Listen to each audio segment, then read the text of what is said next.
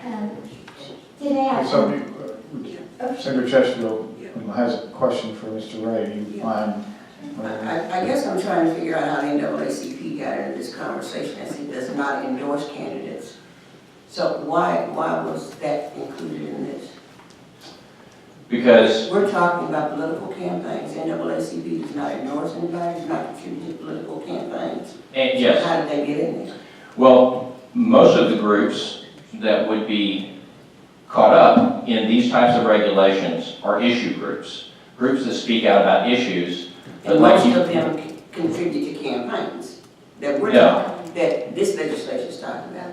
Oh, but it's not, okay. No, ma'am. We're I just wanted to make sure. right. We're talking about groups that God talk about forbid you issues. just throw the National Association for the Advancement of Colored People in there just for window dressing and because we're the dark people here.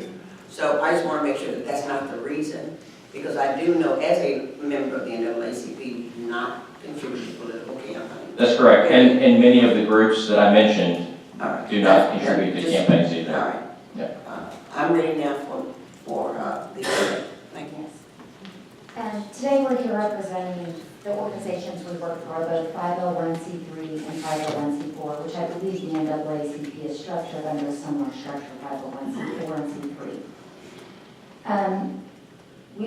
I want to specifically address the issue of targeting and harassment of donors to 501c3 and c4 organizations.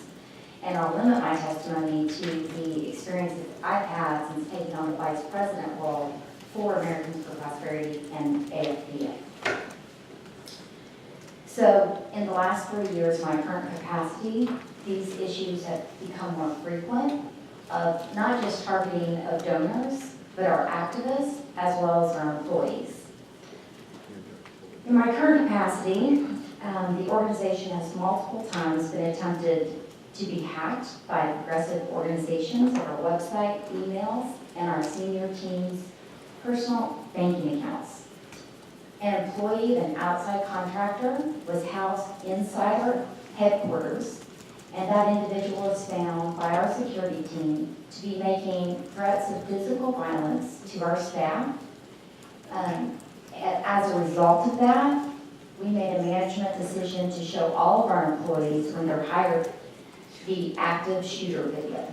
If you guys are familiar with that, that is a video of an active shooting in the workplace and how employees should handle that. 2 of my direct reports have received handwritten death threats from union members delivered personally to their non-published home addresses. During an event in Michigan on the state capitol grounds, a large tent was knocked down on top of our activists, which could have caused harm to several dozen attendees. However, fortunately for us, our current CEO, Luke Hildeman, was there, as well as Dave Flagbow, and they held up the tent as activists evacuated. Now, they evacuated to an angry crowd of union members who were threatening physical violence, and the Capitol Police only showed up when one individual had been struck in the jaw. There's significant video documentation and I believe national news coverage of that incident in particular. One of our Iowa offices has been broken into, and we discovered that in that particular offices, our employees were being stalked. 5 months ago, our Tennessee headquarters had a firebomb go off in the back of the dumpster. At our national summit in Washington, D.C., 2 of our activists from right here in Little Rock were knocked to the ground. They happened to be senior citizens. They were knocked to the ground as protesters of Occupy D.C. tried to circumvent our security at the event.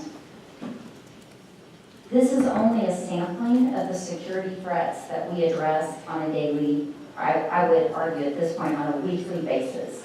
As a result of those threats, we put in the active shooter video, we have security training for our staff, as well as protocols put in place on events to make sure that our activists and our employees are as safe as we can possibly manage.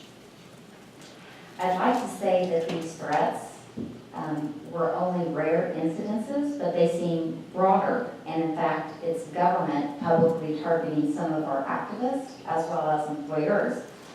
For example, I received a package at my home, actually 2 packages, one from Ohio and one from California, that had a very significant amount of detailing of my day-to-day activities, to the extent that I provided those to our HR and security departments to discuss my family's personal security.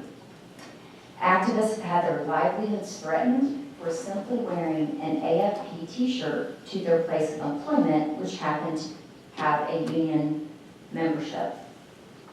On more than one occasion, and our employees have been stopped while canvassing and going door to door, educating citizens on a local tax issue by local police officers trying to intimidate their education efforts.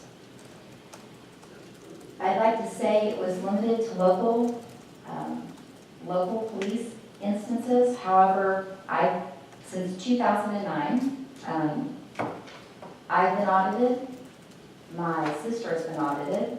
My 80-year-old mom has been audited, and 6 of my brothers have been audited, as well as all of the businesses. In addition to that, my husband, who owns a construction company, an offhanded comment was made to him that he will have to back his wife off the gas tax because he received a contract with the state of Arkansas. Our board members, past and present, and their families and their businesses, as well as the employees of their business, have received threats of violence, which include death threats in several instances.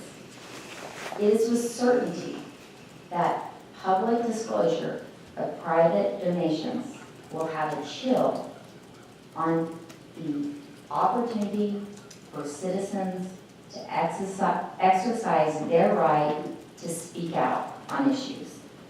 Also included in my testimony, and to keep time short, are several larger examples beyond our organization of targeting of citizens. So I will close and open it up for any questions. We're just saying there's light and evidence, clear evidence of harassment of donors, of activists, and employees of issue-focused organizations, 501c3 and C4s. We have to meet a very high threshold when we put any type of issue advocacy before the public. Before an email goes out, a mail piece goes out, a television ad goes out, or even a tweet. Those things clear our legal team before they're sent. We have to spend 50% of our funds on non-advocacy work. So to say that 501c3s and 501c4s are electioneering organizations is simply not the case when the organizations abide by the current laws at the FCC, the IRS, and state ethics commissions that we're required to abide by. If there are rogue operators, those individuals can be held accountable through the state ethics commission if they're in violation of existing laws, which include coordination.